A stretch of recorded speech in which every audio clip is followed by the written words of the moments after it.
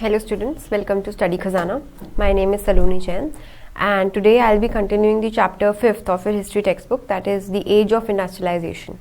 ये chapter हमने start कर लिया था last lecture में, इसको continue करेंगे हम आज. So हमने basically cover कर लिया था यूरोप के सेंस में कि कैसे फैक्ट्रीज से पहले क्या था, फिर फैक्ट्रीज कैसे आई और उसके बाद क्या चेंजेस आए फैक्ट्रीज के आने के बाद, वर्कर्स की लाइफ कैसे चेंज हुई. तो ये सब हमने यूरोप सेंट्रिक कर लिया था. Now we move on to India. ठीक है, age of Indian textiles. So the East India Company had consolidated its business by the mid 18th century. Obviously, east India company से ही हम स्टार्ट करेंगे. Britishers मतलब Britishers के आने के बाद से earlier centers of trade like Surat and Hooghly declined during this period. So Britishers जब आए थे ना, तो उन्होंने मेनली सूरत, हुगली इन सब एरियाज में अपना फैक्ट्रीज जमाई थी, मतलब ट्रेडिंग पोस्ट्स कह सकते हो आप, उन्होंने जमाए थे. बट धीरे धीरे ये डिक्लाइन हो गए and new centres like Calcutta and Bombay emerged. ठीक है, सो ये तो बिगनिंग हो गई. क्या हुआ फिर? Earlier, a variety of Indian merchants and bankers were involved in the export of trade, like financing production, carrying goods and supplying to exporters. So क्या था कि जब ब्रिटिशर्स ने जब इंडियन ट्रेड पे कब्जा किया, उससे पहले बहुत सारे Indian merchants and bankers involve थे ट्रेड में, डिफरेंट फील्ड्स में ट्रेड की. जैसे फाइनेंस, ये लिखा है जो. Now, supply merchants linked the port towns to the inland regions. ठीक है, मतलब पोर्ट टाउन्स हमें पता है, ठीक है, जो जहाँ पे शिप्स और ये वाटर ट्रांसपोर्ट के थ्रू गुड्स को हम ट्रांसपोर्ट कर सकते थे. एंड जो सप्लाई मर्चेंट्स थे ये इन रीजन्स को इनलैंड रीजन्स, ठीक है, मतलब इनसाइड टाउन्स पे लिंक करते थे. They gave advances to weavers, procured the woven cloth from weaving villages and carried the supply to ports. तो जैसे हमने लास्ट लेक्चर में प्रोटो इंडस्ट्रियलाइजेशन पढ़ा था कि merchant supplied money to the peasants and then they carried the goods to the international markets. तो वैसे ही sort of वैसा ही यहाँ था कि एडवांस में पेमेंट कर देते थे वीवर्स को एंड उनको रॉ मटेरियल ला के देते थे. ठीक है, जैसे यहाँ पे है वुवन क्लॉथ. ठीक है, एंड फिर जो फिनिश्ड गुड्स थे उनको डिफरेंट पोर्ट्स पे मतलब ट्रांसपोर्टेशन के लिए ले जाते थे. ठीक है. Once the East India Company established the political power, it began to assert its monopoly right to trade also. But जब ईस्ट इंडिया कंपनी आई, ठीक है, उसने अपनी पॉलिटिकल पावर एस्टैब्लिश की, उसके बाद ट्रेड की टेरिटरी में भी, ट्रेड के एरिया में भी उसने अपनी मोनोपोली जमाने की कोशिश की. ठीक है, कैसे? This resulted in decline of the old ports, ये मैं पढ़ाई चुकी हूँ, of Surat and Hooghly through which local merchants had operated. तो जो सूरत एंड हुगली के पोर्ट्स थे जिसपे ब्रिटिशर्स तो डिपेंड करते थे बहुत कम एक्सटेंट, बट इंडियन मर्चेंट्स बहुत करते थे, तो वो पोर्ट्स डिक्लाइन होने शुरू हो गए. Exports fell from these ports fell drastically. The credit that had financed the earlier trade began drying up and the local bankers slowly went bankrupt. ठीक है, so ये important point है कि ब्रिटिशर्स के ट्रेड में आने के बाद इंडियन मर्चेंट्स धीरे धीरे डिक्लाइन होने शुरू हो गए. मर्चेंट्स, बैंकर्स, ये सब धीरे धीरे डिक्लाइन हो गए. तो ये तो था effect on merchants and bankers, आप कह सकते हो. ठीक है, एक तरह से.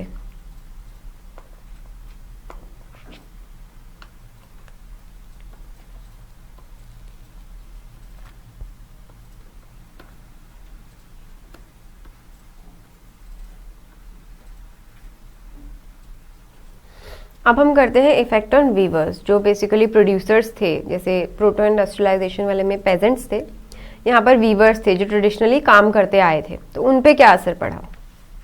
ऑब्वियसली क्या होगा, उनका भी नुकसान होगा. The Britishers company tried to eliminate the existing traders and brokers who were connected with the cloth trade. ठीक है, ऑब्वियसली ब्रिटिशर्स जब आए तो वो अपना कंपटीशन हटाने की कोशिश करेंगे. तो जो ऑलरेडी एग्जिस्टिंग थे उस फील्ड में, ठीक है, ट्रेडर्स, उनको हटाने की कोशिश की. It tried to establish a more direct control on the weavers. तो जो प्रोड्यूसर्स होते थे, ठीक है, उन पे उन्होंने ज्यादा अपना कंट्रोल जमाने की कोशिश करने लगे ब्रिटिशर्स. ठीक है. A paid servant called gomastha, ये इंपॉर्टेंट है, was appointed to supervise the weavers, collect supplies and examine the quality of cloth. तो उन्होंने एक बंदा अपॉइंट कर दिया, ठीक है, प्रोड्यूसर्स को सुपरवाइज करने के लिए कि उनसे जितना भी मटेरियल का भी रिक्वायरमेंट होगी या प्रोक्योरमेंट होगी वो देखने के लिए, अच्छा क्लॉथ की क्वालिटी को देखने के लिए, सब कुछ देखने के लिए गोमस्ट्स को अपॉइंट कर दिया। The company prevented weavers from dealing with other buyers, monopoly, ठीक है, कि आप सिर्फ हमारे साथ ही ट्रेड कर सकते हो, डील कर सकते हो, और बायर्स के साथ डील नहीं कर सकते। This was done through the system of advances. ये इंपॉर्टेंट है, मतलब आपको नाम से ही वैसे समझ आ गया होगा कि उनको एडवांस में लोन दे दिए जाते थे, ठीक है, ये आप इससे प्रोड्यूस करो एंड फिर आप हमें ही बेच सकते हो जो भी आप प्रोड्यूस करोगे। Under this system the weavers were given loans to purchase raw materials. Once a weaver took the advance he could not sell his produce to any other trader. So ये आप 1 मार्कर में पढ़ सकते हो, system of advances क्या था, आ सकता है आपको 1 मार्कर के लिए।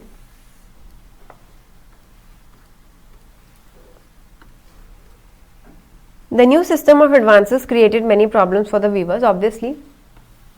Earlier, they used to grow some crops on their land which took care of their family needs. Now, they had no time for cultivation and they had to lease out their land. So, क्या है, हमने Europe के case में भी पढ़ा था कि वो लोग प्रोडक्शन भी करते थे एंड साथ ही साथ अपने लैंड को भी कल्टीवेट करते थे, ठीक है।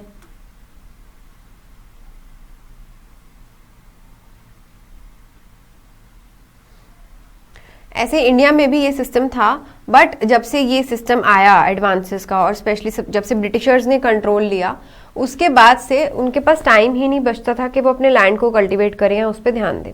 इससे पहले लैंड कल्टीवेशन की हेल्प से वो अपने थोड़े बहुत खर्चे चला लेते थे, बट इसके बाद उनके पास टाइम नहीं बचा तो उनको रेंट पे, लीज पे देना पड़ा अपना लैंड।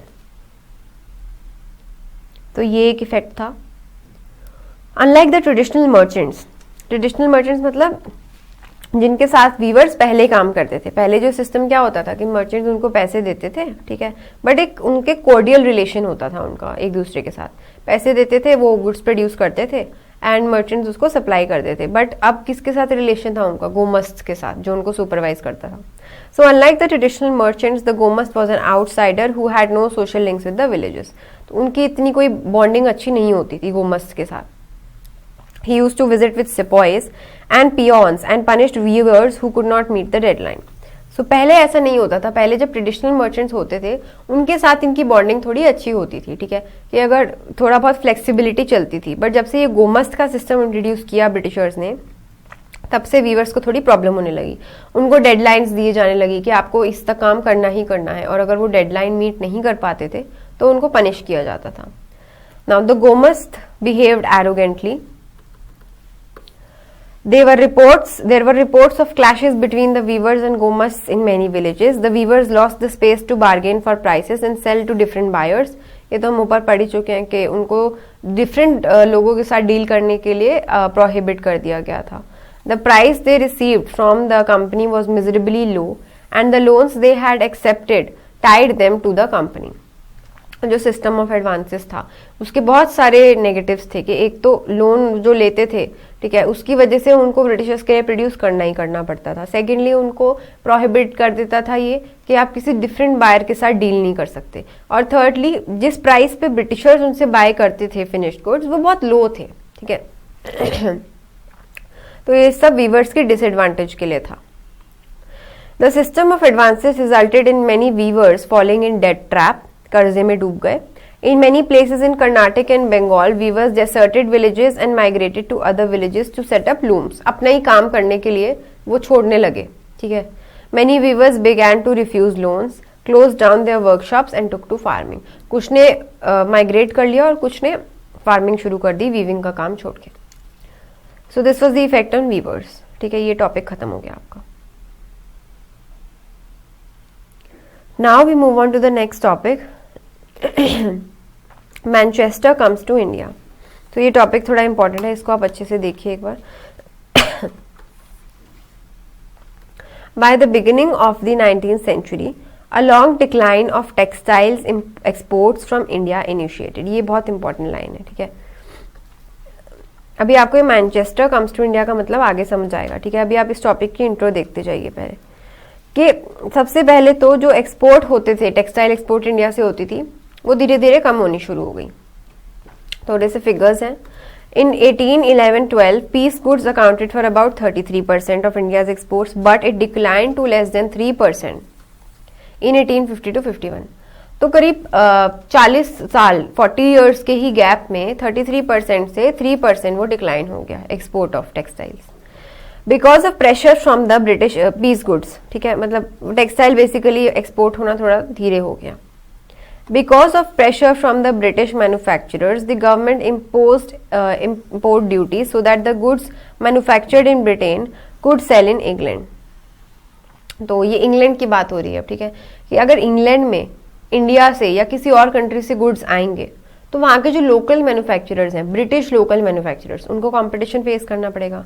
तो उन्होंने ब्रिटिश गवर्नमेंट को प्रेशराइज करना शुरू किया कि आप इंपोर्ट ड्यूटी इम्पोज करें, इंपोर्ट ड्यूटी लगाएं जो बाहर से गुड्स आ रहे हैं, इंक्लूडिंग इंडिया। ठीक है, मैं आपको आई थिंक थोड़ा कंफ्यूजिंग लग रहा होगा आपको, तो मैं समझा देती हूँ। सपोज ये ब्रिटेन है, ये आपका ब्रिटेन है, ठीक है। अब यहाँ पर सपोज गुड्स आ रहे हैं इंडिया से और किसी भी और कंट्री से, ठीक है, तो अब इनको कंपटीशन फेस करना पड़ेगा ब्रिटिश मैन्युफैक्चरर्स को, लोकल मैन्युफैक्चरर्स को। सो इन्होंने ब्रिटिश गवर्नमेंट को प्रेशराइज करना शुरू किया कि आप इंपोर्ट ड्यूटी इम्पोज कीजिए जो भी बाहर से गुड्स आ रहे हैं उन पे, ठीक है, ठीक है। उससे क्या होगा कि जो बाहर से गुड्स आ रहे हैं वो थोड़े कॉस्टली हो जाएंगे, ठीक है, और इनका कंपटीशन थोड़ा कम हो जाएगा। तो अब ब्रिटिशर्स ने यही किया। They also pressurized the East India Company to sell British manufactured goods to Indian markets, ठीक है। और ये तो वन वे हो गया। टू वे उन्होंने क्या किया कि आप इंपोर्ट ड्यूटी तो लगाइए, साथ में हमारे जो मैन्युफैक्चर्ड गुड्स हैं आप उसको इंडिया में बेचिए, ठीक है, इन इंडियन मार्केट्स, ठीक है, ताकि दोनों तरफ से हमारा फायदा हो, हमें कंपटीशन भी फेस ना करना पड़े और हमारे जो गुड्स हैं वो इंटरनेशनल मार्केट इंक्लूडिंग इंडिया में सेल हो जाए इंडिया में। So at the end of the 18th century, there had been negligible import of cotton piece goods in India, but by 1850, cotton piece goods constituted over 31% of the value of Indian imports. तो उनके exports घट गए और imports बढ़ गए India के, ठीक है। By 1870s, the value increased to over 50%. Cotton मतलब टेक्सटाइल इंडस्ट्री में ही आप चलिए कि इंपोर्ट्स बढ़ने लग गए और एक्सपोर्ट्स डिक्लाइन हो गए। ये सारी ब्रिटिश की स्ट्रैटेजी थी। The machine made cotton was cheaper than hand made cotton piece goods in India. The weavers just lost a huge market share to imports from Britain. अब ऑब्वियसली जब Britain से import हो रहे हैं, ठीक है, क्लॉथ्स, और वो भी मशीन मेड जो कि चीपर हैं, ठीक है, हैंडमेड से चीपर होते थे वो, ठीक है, तो जो वीवर्स जो कि हैंडमेड प्रोड्यूस करते थे उनको कंपटीशन फेस करना पड़ेगा जो चीप मशीन मेड गुड्स आ रहे हैं उनसे, ठीक है। So by 1850s most of the cotton producing centres in India faced a steep decline. तो धीरे धीरे आप देखो कैसे डिक्लाइन हो रहा है इंडिया का traditional weaving industry. Now the civil war, अभी एक टर्निंग पॉइंट आता है। The civil war broke out in the US in 1860s due to that the cotton supply from the US to Britain was cut off, ठीक है। जो raw cotton वो US से लेते थे ब्रिटेन, वो बंद हो गई due to civil war. So Britain turned to India and started to source cotton from India, ठीक है। This led to a huge shortage of raw cotton for weavers in India. So पहले Britain में raw cotton US से आता था जो कि बंद हो गया, तो अब उन्होंने कहाँ से लेना शुरू किया? इंडिया से। अब ऑब्वियसली इंडिया से अगर रॉ कॉटन आप ले रहे हो तो इंडिया के जो लोकल प्रोड्यूसर्स हैं उनके लिए शॉर्टेज हो जाएगी, तो वही हुआ। So as raw cotton exports from India increase the price of raw cotton shot up. Demand बढ़ रही है किसी गुड की तो उसका प्राइस बढ़ जाएगा। So weavers in India were starved of supplies and forced to buy raw cotton at exorbitant prices. पहले ही शॉर्टेज हो गई उस चीज़ की और उसका प्राइस भी बढ़ गया, तो वीवर्स के लिए बहुत प्रॉब्लम खड़ी हो गई, ठीक है, कि उनको अब जो भी प्राइस पे अवेलेबल है कॉटन उस पर उनको खरीदना पड़ता था। Now by the end of the 19th century, cotton factories began to come up in India as well. This was the final blow for traditional cotton textiles industry in India. अभी तक मतलब manual छोटे level पे चल रहा था, but अब factories आने लगी, ठीक है, मतलब इंडस्ट्रियलाइजेशन यहाँ पर शुरू होने लगी, कॉटन की फैक्ट्रीज आने लगी। तो इस वजह से जो ट्रेडिशनल वीवर्स थे उनको बहुत बड़ा झटका लगा था, ठीक है, क्योंकि मशीन मेड गुड्स आएंगे, फैक्ट्रीज आ गई तो मशीन मेड गुड्स ज़्यादा चलेंगे और वो चीप होते हैं, तो उनका जो बिजनेस है वो धीरे धीरे बंद होने लगा। सो ये सारी फैक्टर्स थे, ठीक है। कैसे धीरे धीरे डिक्लाइन हुआ. नाउ फैक्ट्रीज कम अप, इसको देखते हैं हम. The first cotton mill in Bombay came up in 1854 and it went into production 2 years later. तो आप ये प्लीज नोट डाउन कर लें, कहाँ आया कब आया. By 1862 4 mills were in operation. Jute mills also came up in Bengal around the same time. Cotton mill सबसे पहले आया था. After that came the jute mill. The Elgin mill was started in Kanpur in 1860s. In Ahmedabad, first cotton mill was set up in the same period. By 1874, the first cotton mill of Madras began production. तो ये बताया गया कैसे different regions में different cotton factory, cotton, jute etcetera factories आने लगी. The early entrepreneurs मतलब जो इंडियंस थे, जो स्टार्टिंग में जिन्होंने बिजनेस स्टार्ट किया, स्पेशली फैक्ट्री एरिया में, ठीक है, उनके बारे में बताया गया. The history of many business groups goes back to trade with China.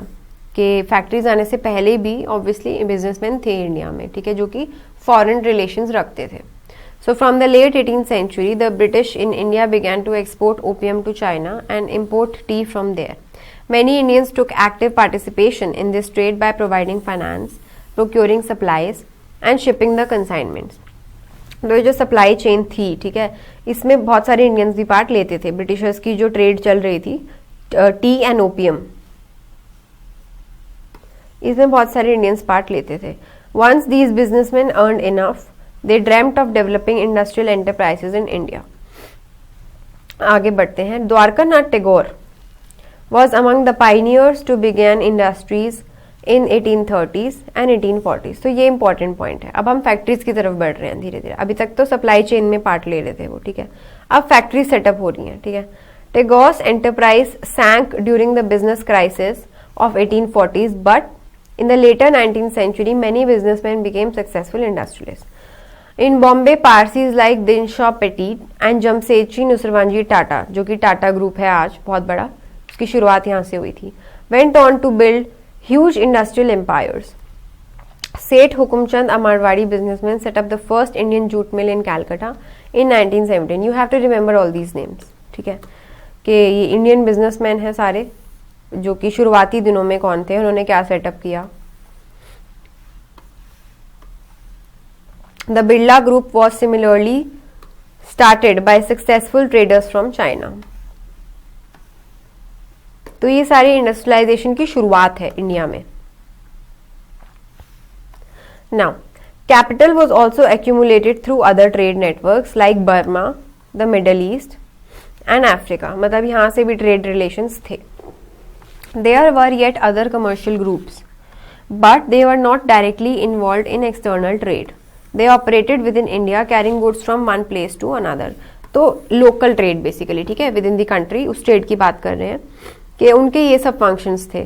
Carrying goods from one place to another, banking, money, transferring funds between cities and financing traders. When opportunities of investment in industries opened up, many of them set up factories. ठीक है, कि पहले ये internal supply chain में थे, ठीक है, with in the country. फिर थोड़ा जब उनके पास इन्वेस्टमेंट मनी आ गया तो उन्होंने फैक्ट्रीज लगानी शुरू कर दी. ठीक है, सो ये था beginning of the factories India में. ठीक है, now there was a virtual stranglehold of the British players on business in India which left little scope for growth of Indian merchants. They were barred from trading with Europe in manufactured goods and had to export mostly raw materials and food grains. Raw cotton, opium, wheat, indigo, etc. required by the British. तो क्या कहना चाह रहा है ये line कि जो भी इंडियन बिजनेसमैन थे, इंडियन मर्चेंट्स थे इस पीरियड में जो आए, उनको बहुत सारी रिस्ट्रिक्शंस फेस करनी पड़ती थी. क्या कि जो भी आप फिनिश्ड गुड्स हैं आप यूरोप के साथ ट्रेड नहीं कर पाओगे मैन्युफैक्चर्ड गुड्स में. वो सिर्फ हमारी मोनोपोली है. ईस्ट इंडिया कंपनी ने ये एक रिस्ट्रिक्शन लगाना स्टार्ट कर दिया था कि यूरोप के साथ ट्रेड मैन्युफैक्चर्ड गुड्स में सिर्फ हमारी कंपनी करेगी, इंडियन मर्चेंट्स नहीं करेंगे. और इसी वजह से इंडियन मर्चेंट्स इंडिया से मेनली क्या एक्सपोर्ट होने लगा, raw materials and food items. ठीक है, जिसकी ब्रिटिशर्स को डिमांड थी वहाँ पे. ठीक है, they were also gradually edged out of the shipping business. ठीक है, शिपिंग बिजनेस जो था उससे भी धीरे धीरे इंडियंस को एक्सक्लूड कर दिया गया. Till the First World War, European managing agencies controlled a large sector of Indian industries. These agencies mobilized capital, arranged capital, set up joint stock companies and managed them. In most instances, Indian financiers provided the capital while the European agencies made all investment and business decisions. तो ये important point है कि पैसा जो होता था वो Indians का ही होता था, ठीक है, बट जो भी इंपॉर्टेंट डिसीजंस होते थे वो ये यूरोपियन एजेंसीज लेती थी. The European merchant industrialists had their own chambers of commerce which Indian businessmen were not allowed to join in. तो बहुत एक्सक्लूसिवली वो अपना बिजनेस कैरी आउट करते थे, ठीक है. Now where did the workers come from? जो ये इंडिया में फैक्ट्रीज आ रही थी धीरे धीरे, उसमें वर्कफोर्स कहाँ से आई? तो वो है ये topic. With the expansion of factories the demand for workers increased. In 1901, there were about 5,84,000 workers in Indian factories, but by 1946, the number rose to 24,36,000. तो बहुत बड़ा चेंज है, ठीक है, इस ईयर से इस ईयर तक. नाउ कहाँ से आते थे ये, ठीक है? In most of the industrial regions, workers came from the surrounding districts. Obviously, most of the workers were migrants from neighboring villages. तो जो भी आसपास के गांव से यहाँ पर काम करने आते थे फैक्ट्रीज में. They maintain contact with their rural homeland by returning to their villages during harvest and festivals. Easy enough, ठीक है, कि काम के वक्त वो यहाँ होते थे और छुट्टियों के दौरान वो गांव वापस चले जाते थे. After some passage of time the workers began to migrate greater distances in search of work. ठीक है, अब जैसे जैसे काम बढ़ने लगा, ठीक है, और डिमांड बढ़ने लगी वर्कर्स की, अभी तक तो वो पास पास के एरियाज में ही काम करने जाते थे, अब धीरे धीरे वो दूर दूर भी जाने लगे, ठीक है, काम की तलाश में. For example, people from the United Provinces began to migrate to Bombay and Calcutta. ठीक है, दूर होते हैं मतलब दूर धीरे धीरे जाने लगे. Getting a job was not easy. अब यहाँ पे जॉबर का रोल आता है, ठीक है, जॉबर वही था जो कि लोगों को रखता था, ठीक है, on behalf of the company, on behalf of the employer. Getting a job was not easy. Industrialist usually employed a jobber to hire new people. ठीक है, the jobber was usually an old and trusted worker. The jobber usually preferred people from his own village. ये obvious सी बात है कि जिसको भी रखेंगे कि आप लोगों को एम्प्लॉय करोगे, आप हमारे लिए वर्कर्स हायर करोगे, तो वो प्रेफर करेगा अपने एरिया के लोगों को. Now he helped them settle in the city and provided financial help during crisis. The jobber thus became an influential person, मतलब powerful person, क्योंकि वो jobs दिलाता था लोगों को. He began to demand money and gifts for his favor and began to control the lives of workers. ठीक है, क्योंकि वो influential position पे था, तो in order to help people, he slowly started demanding money and gifts from them. तो ये था जॉबर का, ठीक है, कि where did workers come from, कहाँ से आते थे, एंड कैसे धीरे धीरे ये जॉबर का कल्चर डेवलप हुआ. ठीक है, now the peculiarities of industrial growth. Trend देखते हैं क्या था. European managing agencies were interested in certain kinds of products. हमने जो ऊपर पढ़ा, जो कि इंडिया के मर्चेंट्स को, ट्रेडर्स को गाइड करती थी एजेंसीज, वो कुछ प्रोडक्ट्स में ज़्यादा इंटरेस्टेड थी, जैसे कि T, coffee. They focused on tea coffee plantations, mining, indigo and jute. These products were mainly required for export and were not meant for sale in India. क्यों इनमें इंटरेस्टेड थी वो? क्योंकि उनको पता था कि ये जो प्रोडक्ट्स हैं, ये जो प्रोडक्ट्स हैं, इनकी डिमांड है इंटरनेशनल मार्केट में. ठीक है, तो हम अगर यहाँ पे इंडिया में इनको ग्रो करते हैं तो हम इजीली इनको एक्सपोर्ट कर पाएंगे. ठीक है, और इंडिया में सेल नहीं किए जाती थी. Okay, now the Indian businessmen avoided competing with Manchester goods in the Indian market. For example, they produced coarse cotton yarn which was used by handloom weavers or exported to China. तो obviously जो बाहर से आ रही है, जो Manchester comes to India, मैंने आपको पढ़ाया था टॉपिक ऊपर, उसका यही मतलब था कि कैसे धीरे धीरे आपके जो ब्रिटिश मैन्युफैक्चर्ड गुड्स हैं वो आने लगे. ठीक है, ये जो है मैनचेस्टर कम्स टू इंडिया. ठीक है, तो इस टॉपिक में हमने क्या पढ़ा था कि कैसे धीरे धीरे ब्रिटिश मैन्युफैक्चर्ड गुड आने लगे. Sell British manufactured goods in India. I just highlight it कि Manchester is obviously a place, it's a place there. वहां से गुड्स, वहां से भी और बाकी जगह से भी, इट्स जस्ट अ नेम उन्होंने दे दिया मैनचेस्टर. कम्स टू इंडिया, वहाँ से गुड्स आने लगे। तो नेक्स्ट टॉपिक में यही पढ़ाया गया है कि वहाँ से जो गुड्स आते थे, अब जो टॉपिक में डिस्कस कर रही हूँ, सो the Indian businessman avoided competing with Manchester goods in the Indian market. तो क्योंकि वो चीप होते थे एक तो, ठीक है, मशीन मेड गुड्स होते थे, तो इंडियन मर्चेंट्स उनसे कम्पीट नहीं कर पाए। For example they produced coarse cotton yarn which was use by handloom weavers और एक्सपोर्टेड टू चाइना। तो इंडियन बिजनेसमैन जो प्रोडक्ट्स बनाने लगे, तो या तो वो उसको सीधा एक्सपोर्ट करने लगे, या फिर हैंडलूम वीवर्स, मतलब जो कि मैनचेस्टर गुड्स से हटके था, उनको सप्लाई करने लगे। By the first decade of the 20th century, various changes affected the pattern of industrialization. तो ये peculiarities हैं, ठीक है, मतलब क्या क्या हैपनिंग, स्ट्रेंज हैपनिंग्स हुई। सबसे पहले तो हमने पढ़ लिया कि इंडियन बिजनेसमैन ने अपना थोड़ा सप्लाई का रूट बदल लिया, ठीक है, उन्होंने कंपटीशन को अवॉइड करने के लिए। Now, by the first decade of the 20th century, various changes क्या थे? This was the time the स्वदेशी movement was gathering momentum. I think history जो हम पढ़ रहे हैं उसमें हमने नेशनलिज्म जब इंडिया में पढ़ा था तो स्वदेशी मूवमेंट आया था। तो स्वदेशी का मतलब अपने खुद के नेशनल प्रोडक्ट्स आप यूज कीजिए, ठीक है, home grown products. So nationalist mobilize people to boycott foreign cloth and industrial groups organize themselves for connective bargaining with the government. They pressurize the government to increase the tariff protection and grant other concessions.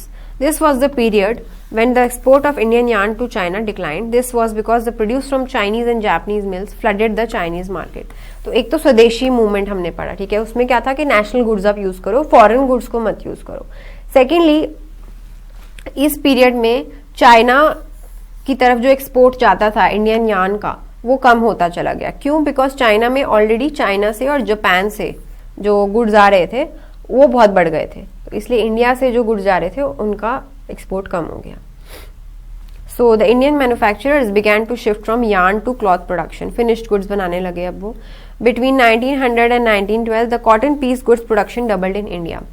So yarn तो आप basically ऐसे मान लो कि जो finished good नहीं था yarn, ठीक है, तो जब यार्न की जो एक्सपोर्ट है वो कम होने लग गया, उसके बाद इंडियन मैन्युफैक्चरर्स ने क्या सोचा, okay let's switch to finished goods, that is cloth. Yarn से जो क्लॉथ बनता है हम वो बनाएंगे अगर उसकी डिमांड बढ़ती है तो।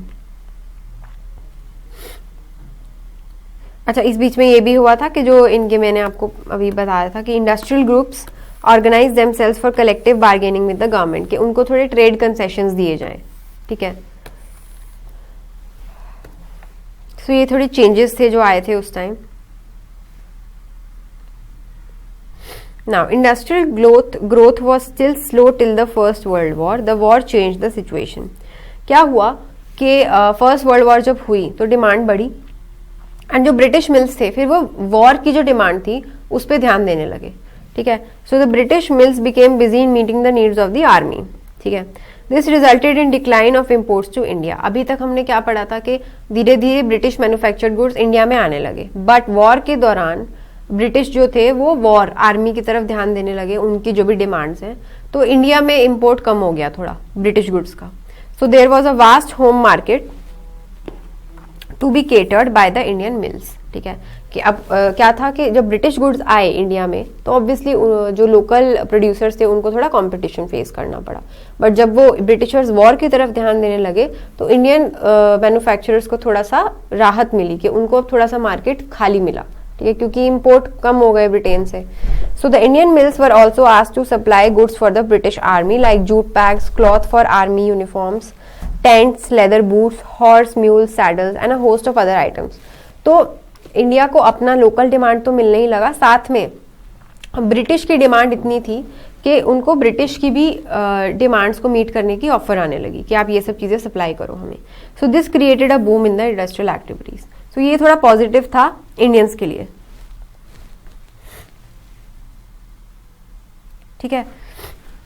After the war Manchester could never recapture it's lost position in the Indian market. तो फर्स्ट वर्ल्ड वॉर के दौरान ब्रिटिशर्स का ध्यान था वॉर की डिमांड्स पे, आर्मी की डिमांड्स पे।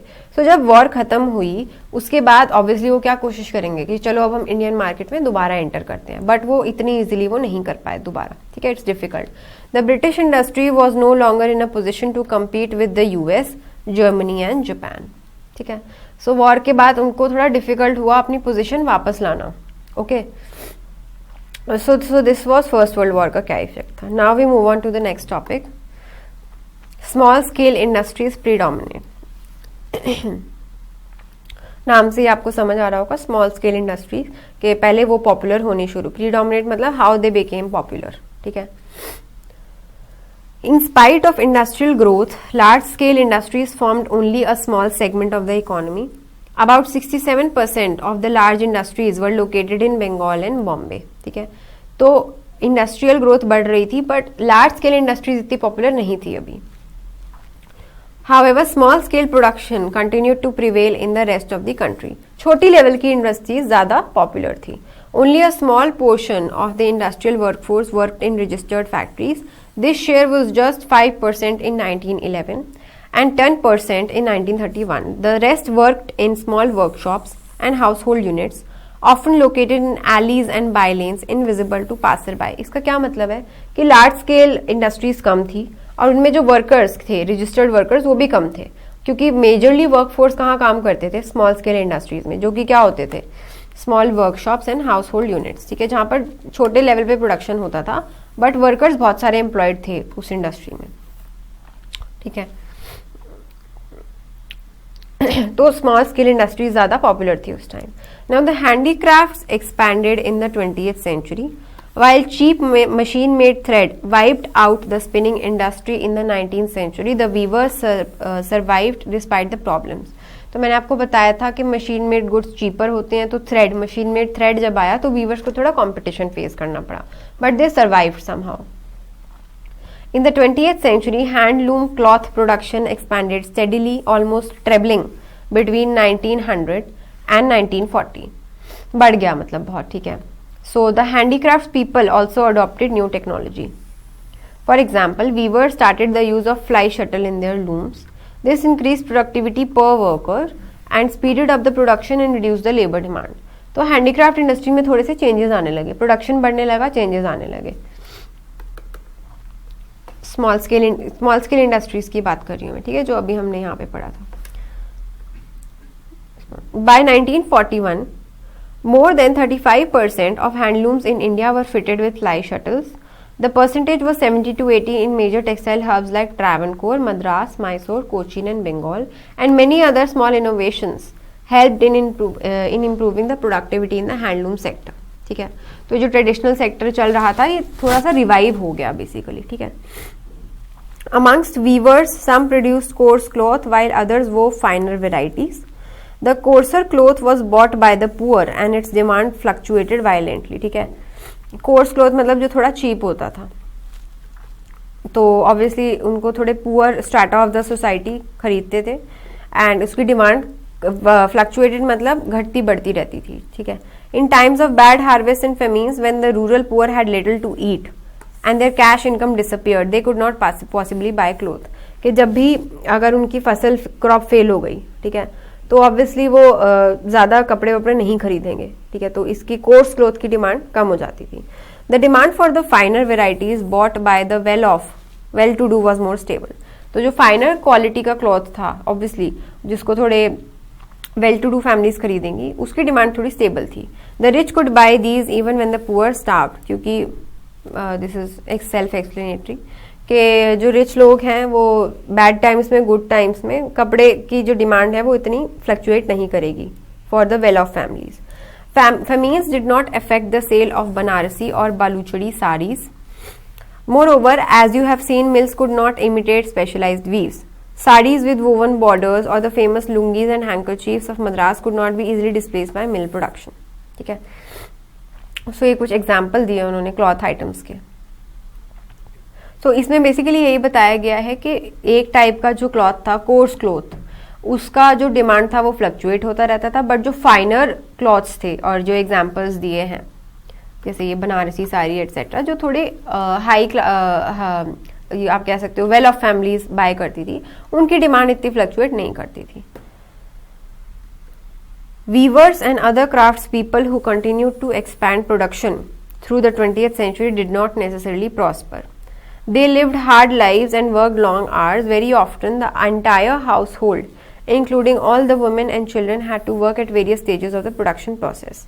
There life and labour was integral to the process of industrialisation, ठीक है। तो जो ये ट्रेडिशनल इंडस्ट्री के लोग थे, वर्कर्स थे, इनकी लाइफ थोड़ी डिफिकल्ट होती थी, ठीक है। Now next topic, market for goods. अब इतने जो गुड्स प्रोड्यूस हो रहे हैं, ठीक है, फैक्ट्रीज से या ट्रेडिशनल मेथड से, इनको मार्केट चाहिए, ठीक है, इनको कंज्यूमर्स चाहिए। तो अब कंज्यूमर्स को कैसे अट्रैक्ट करेंगे मेकर्स, तो इस टॉपिक में आपको वो बताया गया है, ठीक है। So the manufacturers practise various ways to lure new customers. Lure मतलब attract. Advertisement is one of the various ways to attract new customers.